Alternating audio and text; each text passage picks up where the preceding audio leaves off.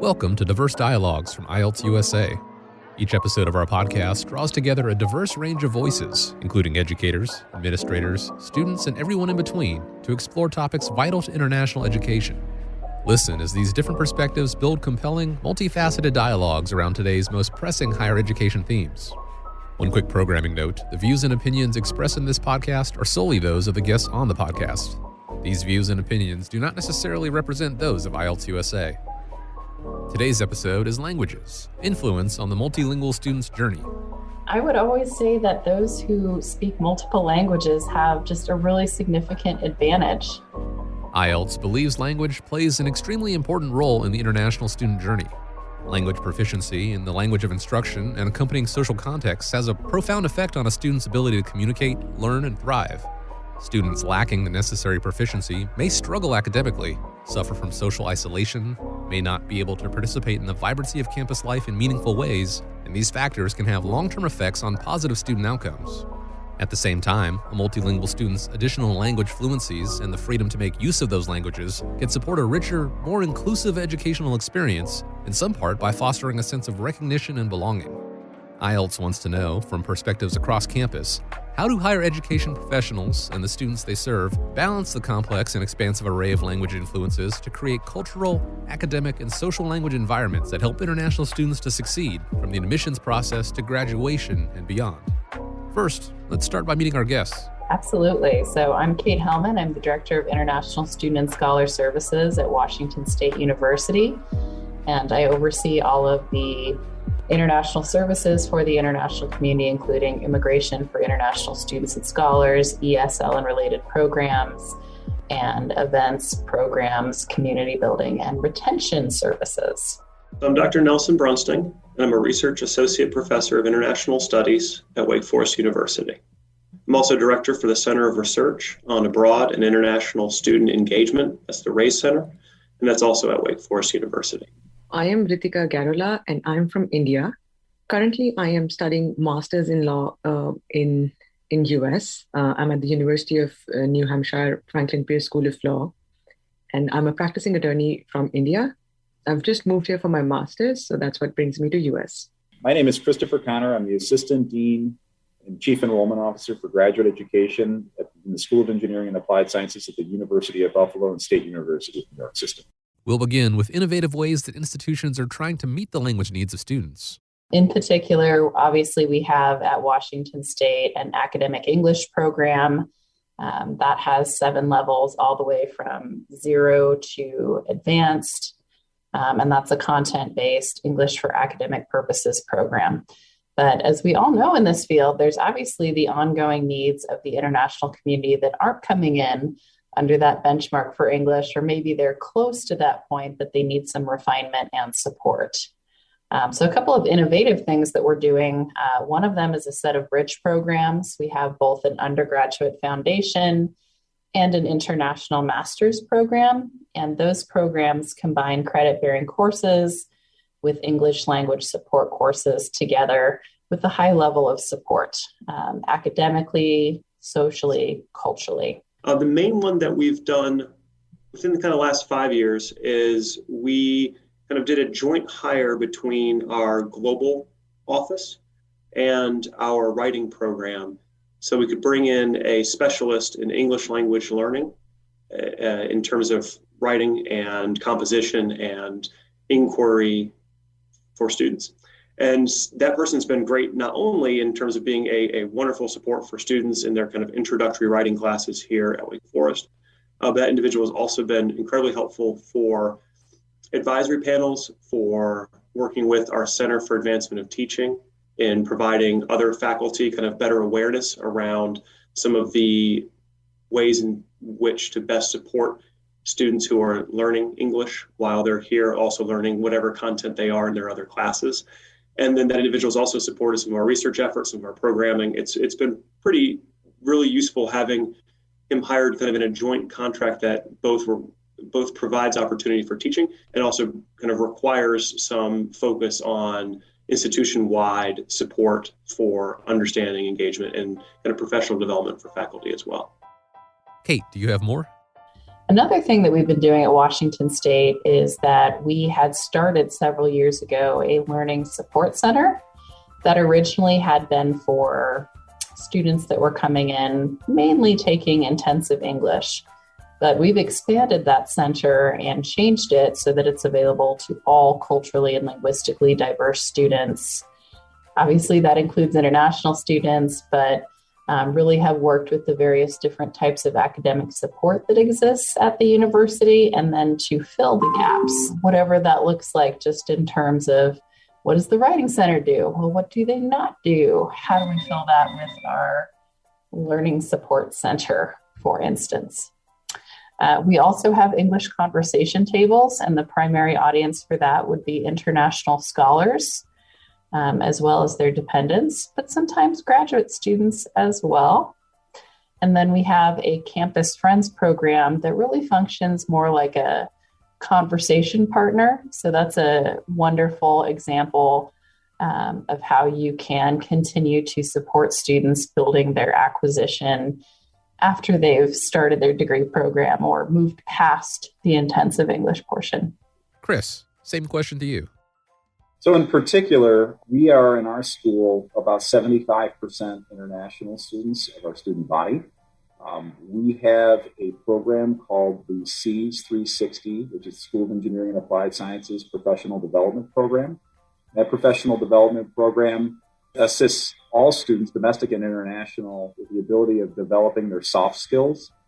So while you think of an engineering school by its very nature, very technical, very focused, in a sense of analytical and technical, but we also provide soft skill training, which is meant to be an addendum to what they're learning in the classroom and helping arm them appropriately for career readiness.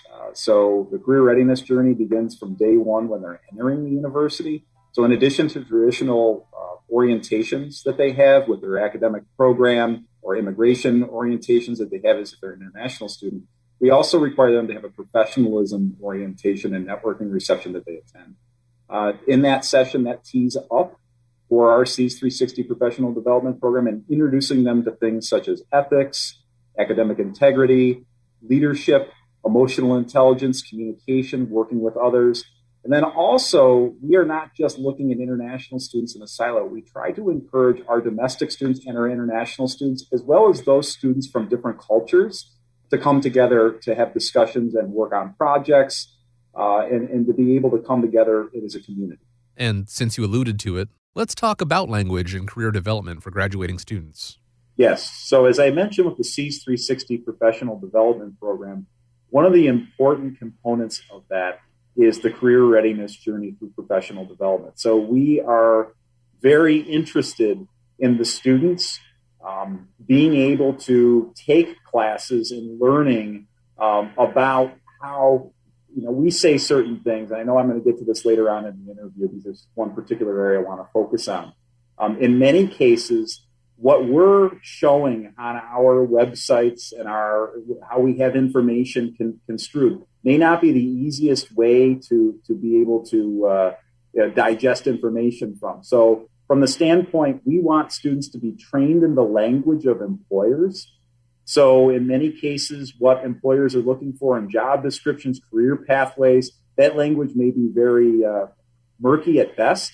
So what we try to do is also translate for them from the language of the employer into the language that they may be coming from a different background in, and understanding that it's not just about the job posting, it's more important about their individual skills and all that they've accumulated as students during their time here at the University of Buffalo in the School of Engineering and Applied Sciences. So for us, language plays a critical role, not only in culture and language, how they're intertwined, but the language of learning of how can they be best prepared to bridge that gap to the career and professional employment. And are they articulating clearly enough through written communication, through listening, through the ability to speak, that they have the ability to be marketable in the current employment market. Another component that's directly tied to this has to do with the ability to succinctly get your point across. So we have a competition at the University of Buffalo, 3-minute thesis.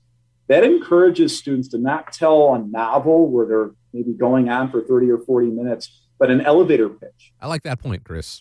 In addition, we should step back and talk about the balance between English proficiency growth and language inclusivity.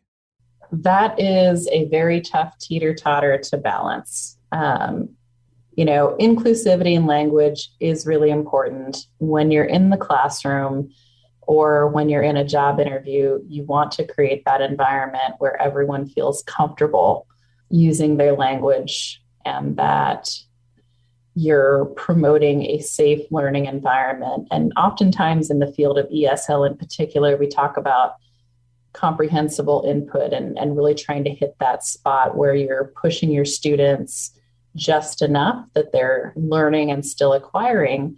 But as we all know, that looks different for every type of student. And really where the, rubber meets the road on that is that at the same time you're trying to do that, you're also differentiating instruction. And so in the classroom, that can look like different things in terms of large group work, small group work, individual work.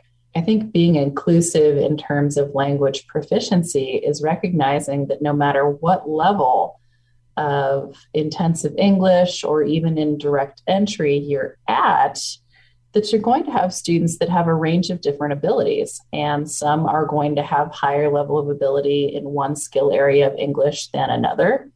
I think it's important to value that and to recognize that, but also not to stereotype, right?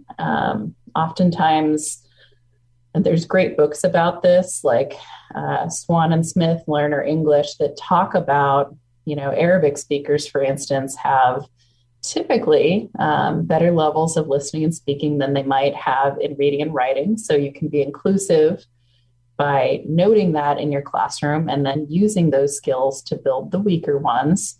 But as well, there's individuals that are going to buck that trend. And so being inclusive as a faculty member or even a staff member in a one-on-one advising session means getting to know your students personally. Kate, that's really good advice. Nelson, what would you like to add?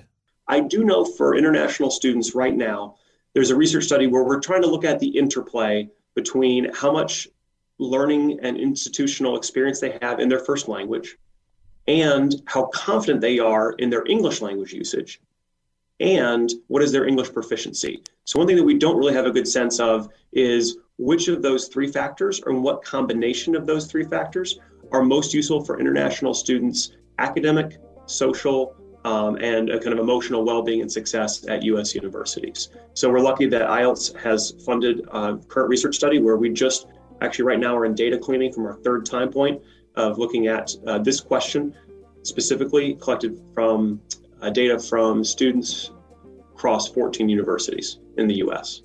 Ritika, you can give us some insight as a student.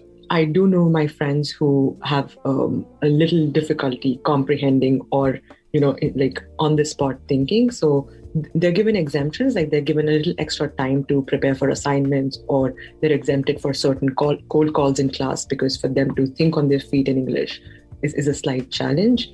So that way, I think I'm very fortunate that I'm on campus with this school because they're very understanding when it comes to such very basic things. They really make us feel comfortable around language. Does this mean that students should be allowed to use their first language in class? From my experience of interacting with certain other students, I do realize that most students who do not have their first education in English, they kind of have a lag in the understanding, or it could be a little bit of an obstacle that they need to work towards. So it's a big thing because it's like the underlying essence of everything, language. This is a really interesting question. And so faculty have come at this from all different types of directions. I personally feel like code switching can be a really positive thing, not just for students at a beginning level, but also because it enables us to take perspective and understand that language is really bound by social and cultural factors. And so it's not just words that are coming out of our mouths. The way that we're conjugating verbs, the way that we're talking and thinking about things is really bound to the way that we see reality. And so as you look at that across different parts of the world, it's important to value that and spend time on that. And especially for those, that might be in the classroom that haven't had the chance to learn a second language, or maybe those that aren't going to have the opportunity to study abroad. Chris, your thoughts? There's no restriction that they cannot use their first language in class. But from the standpoint within engineering, given its very technical nature, in many cases, their English is the primary language that they're using through the method of instruction, and they're usually continuing that. Now, in their study groups and whatnot, they're open. There's no requirement you have to speak in a certain language. And quite frankly, it's whatever is communicating the message most clearly for them that they can also help with learning. Since I believe language is such a basic thing that our first instinct is everybody thinks in their own language. So while I'm speaking, my first thought would be in my own language in my mind, and then I have to translate. So I do see like people use their first language in their heads, or they would use a translator to, kind of translate the answer before they speak it out loud. But just because of the logistical issues that most students wouldn't understand languages that we speak back at home, we all communicate in English. We're going to take a quick break, and when we come back, we'll talk to the panel about considerations being taken when it comes to English language proficiency policies.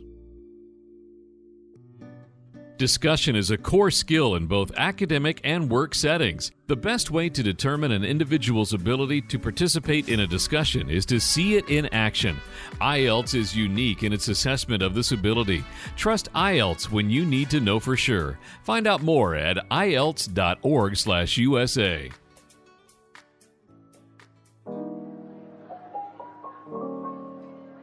Welcome back to Diverse Dialogues from IELTS USA. Today's panel is discussing the complex and expansive array of language influences that create cultural, academic, and social language environments to help international students to succeed. Universities and colleges are struggling with the need to maintain enrollment numbers, and so some have loosened their English proficiency requirements in order to be able to cast a wider net. To accommodate students with lower levels of proficiency, some have taken to offering translation of orientation materials and allowing students to use Google Translate and similar tools on their writing assignments. However, while language plays an important role in the classroom, it plays an even bigger role outside of the classroom, and a number of studies have examined the link between language proficiency and social integration and mental health of international students. Nelson, let's start with you as we get back to the conversation.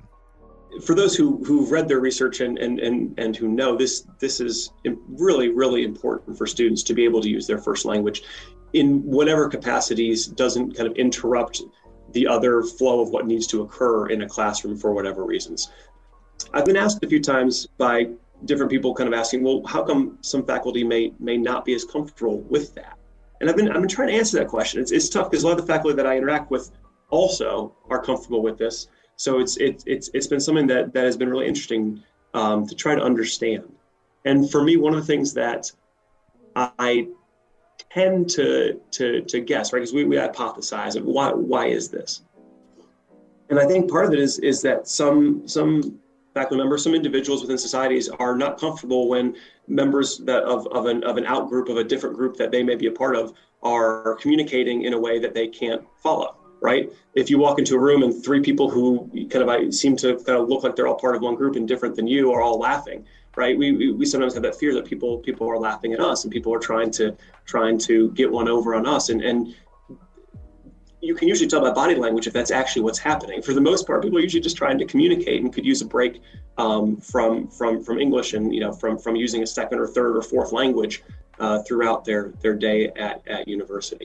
I'm thinking now, we just released this year for the first time ever the Yang Liu Award for Excellence in Teaching International Students. And I think we have an individual that has really promoted inclusivity in their classroom, both with English usage, but also with delivery of content in a discipline-specific area.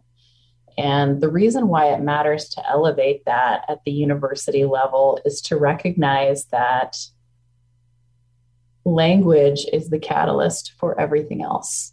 So in other words, having that English facility in the classroom, or as students are graduating and they're getting ready for optional practical training and they're getting ready to interview, that's the catalyst for everything. If your English is good and you have come through classes with faculty members that are inclusive, you're going to succeed. You're going to get your degree, and then later you're going to go on and you're going to get a job.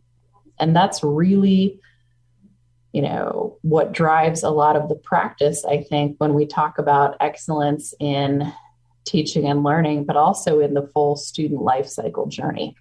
And Chris? We don't want students to forget who they are while they're here, but we want them to learn to become, DEI is a global term. I know in many cases we think of diversity, equity, and inclusion being only a national term in the US. This is a global imperative that all of us need to participate in actively as change agents. So in particular for international students, we want them to know the important concept of adaptability, but then also not forgetting who they are. So while we are in an English-speaking classroom in terms of the method of instruction, it's also very important that they don't forget who they are and they understand that it's great to be able to share that culture and teach others and share that common ground and language that they have with their friends who are here from the same culture, but then also to have the ability to share it with others. And then others will be able to learn because together, through more diversity, we're stronger. What about English language proficiency policies?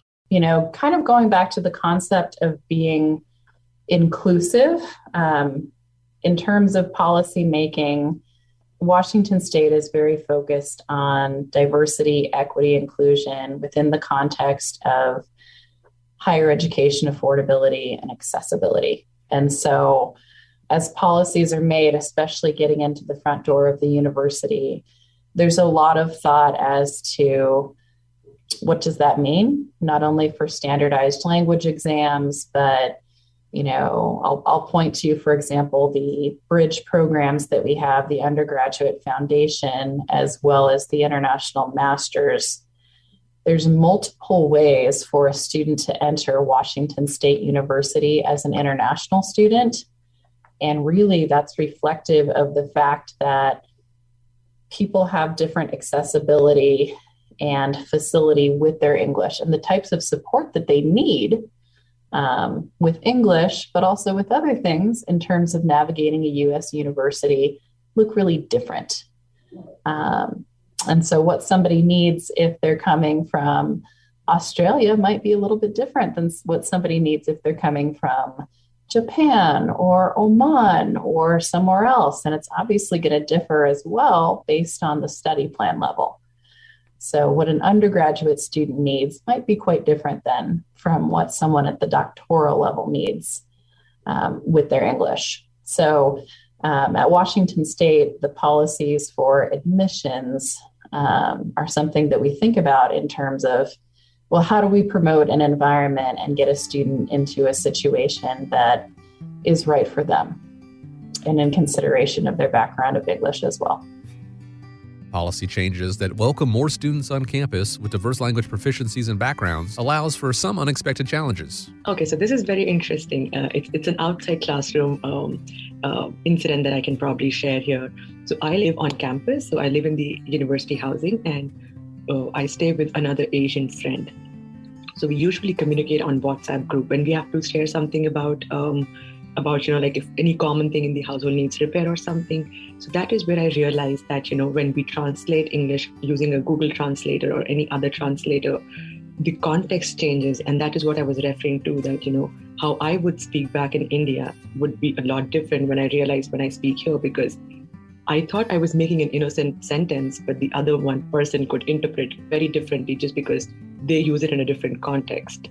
You know what I mean? And that could be a probable, I wouldn't really say a miscommunication, but that's where we stop. We usually pause and say, okay, I don't think we are all on the same page. Let us go back and start all over again. So just because we're speaking in English and we all perceive the language so differently, at times there have been communication gaps that we have to consciously put an effort to kind of work towards. It wasn't like an interpretation problem, more in terms of the tone. So I remember I was speaking to a housemate of mine on WhatsApp group, and I was speaking to her and I was texting, and she was using capital letters for texting. And I want to tell her that usually when we speak in English and we're using capital, it's a little aggressive. So you don't use an aggressive tone. And she would, I could sense that when she is replying to my answers, she's probably using a translator, and when she would come back, she would come in a very aggressive tone. And that's when I took a moment to give her a call and say, let's meet in person and talk, because I'm not sure if you're on the same page when we're talking. that absolutely seems like an unexpected challenge for you. Right. So these are very basic things that I figured with my time here. In the first semester, when she would, like, not just her, any other friend would send a text, I would take a moment to understand what context they're speaking in. Like, one example that I can probably think of is a lot of times the word freak out in India is also used in a very different way, where we would just say, like, how we use hangout. We in India would also use it as, okay, let's go freak out. But when we use it in America, I realize people here, freak out is more of like, oh, I'm shocked, like I freaked out. So the context changed. So those are very basic things that I can think of at the moment. Navigating these waters is tough, and there truly is no right answer. But I want to pose this question to our panel. If you could speak to the powers that be in the industry, what can they do to improve the educational journey of multilingual students? Let's start with the student's perspective.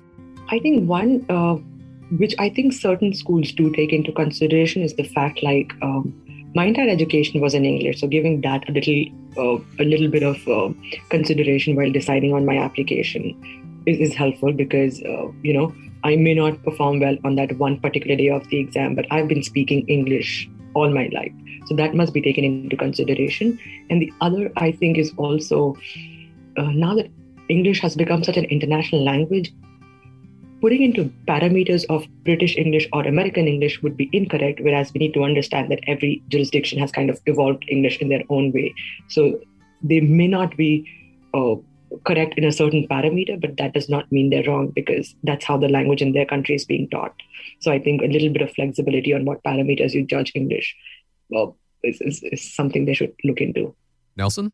If we're working in policy in this space, in a language space, in a university space, an increased attention to and awareness of our international students' experiences and policies that they interact with outside of English language, just the amount of things they have to do when they come here in terms of transitions. I think having an awareness of this and reflecting on that awareness whenever we're making policy will be really, really important. And what I mean about an awareness, I think the most succinct and useful awareness that I am able to share with people when we're in conversation around international students is I draw on life course theory. So life course theory is a developmental theory that says many important things, but one of the key tenets of it is that the more transitions that an individual makes, life transitions, big transitions, that an individual makes at one time, the more likely they are to have kind of decreasing trajectories of well-being, success, any positive outcome you really want for at least a period of time. And so what I mean by life transitions, right? You can think of things such as like childbirth or puberty or marriage, but also it goes for transitioning to universities, first job. And so when you think about the amount of transitions that an international student makes coming, say, to a US university for the first time, it's staggering. They make a time zone transition, a language transition, a location transition, a weather transition. There's going to be allergies that they're going to have they've never had before. They make a food transition. They make a banking transition. They need a new cell phone. When they want to, they make a transportation transition as well, especially if they're at a university where you don't have strong public transportation. I could go on in terms of naming. We can think about like living with someone as a roommate transition. You're on laundry, and some of these are things that American students are doing too, but they make them very often without a lot of cultural context in which to help make those transitions. The amount of transitions they make at once are staggering. And the fact that so many of them are able to be, our international students are able to be so successful in anything they're doing, whether it's engaging with students, whether it's joining in classrooms, being in discussions, strong grades, internships, jobs, learning, contributing to the art and flourishing of campus, you name it, it really is astounding. And so I would think that if we're thinking from that mindset as a policymaker, that the last thing we would want to do is put one more barrier or two more or three more barriers in their way of policy. Kate, same question to you. I think I would say to the powers that be, we all construct our own realities. We're all living in these paradigms. We're living at a time where we're more interconnected than ever. And we know that English is the medium to solve some of our interdisciplinary and interconnected problems. And something simple like an entry exam for English really has to be taken into perspective of what it does for someone, right? What's the meaning of a score? The meaning of the score is the opening of the door. And whatever comes next, like those are the stories that we need to be telling. You know, a 6.5 on the IELTS doesn't tell somebody's story of what they did after they graduated and how they helped global food insecurity or whatever it is. And finally, Chris, what are your thoughts? The number one thing I will say is career. Student success readiness programs. Ultimately, student success, the end journey, drives the recruitment and student mobility of a student to the university. Yes, financial drives it. I'm not disparaging that. I think that is a huge component. Affordability and access, number one, that's huge. But a very close second is the alignment of what your student outcomes are and the transparency of your student outcomes. It's very easy for us in our industry in higher education to throw a bunch of numbers up on websites. We can make the website look pretty. We can have percentages. Our students are employed 99%, 100% graduation rate of them, and 100% of them are being employed. But what are they being employed in? What industries are they working in? What jobs are they getting? What is their career mobility? There needs to be an investment by universities and colleges. I believe this is a global problem in making sure that our career support services that exist on campuses are not just made for our domestic students, no matter what country we're in, understanding we have a substantial amount of constituents that we're serving in an international community, and we need specialized services for those students to help that. Making those connections, improving our support of international students on the career and professional development readiness will drive our recruitment and international student mobility. Thank you for listening to Diverse Dialogues from IELTS USA. Find out more at IELTS.org/USA.